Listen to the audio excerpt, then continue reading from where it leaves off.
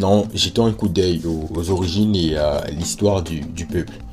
Donc, selon plusieurs croyances, les Peuls seraient nés de l'union entre un général arabe du nom de Ogba et de la princesse juive ou princesse noire Tadjimatu. Donc, ensemble, leurs enfants ont fondé les quatre clans Peuls, à savoir les Bari, les Diallo, les So et les Ba.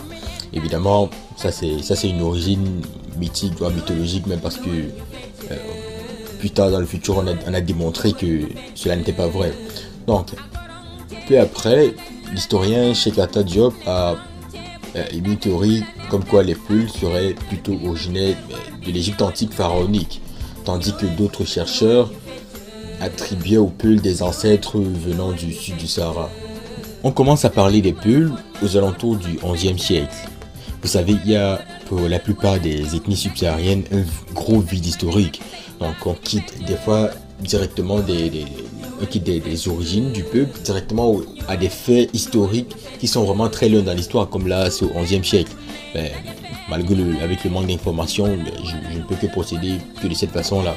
Donc au XIe siècle, donc, on mentionne les Peuls face aux Almoravides et à l'Empire du Ghana qui étaient deux groupes islamisés qui exerçaient beaucoup d'influence.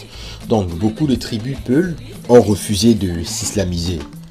Donc ils se sont enfuis donc dans des régions comme le nord et le sud du Sénégal. Un autre groupe est allé dans le Massina, ce qui se trouve être le Mali actuel. D'autres groupes sont allés dans le Fouta Djallon, en Guinée-Conakry actuelle. Et un autre groupe en pays Haoussa, à peu près dans le Nigeria aujourd'hui. Donc voilà comment ils fuyaient l'islamisation au cours de l'histoire et c'est comme ça qu'ils sont un peu distribués un peu partout en Afrique.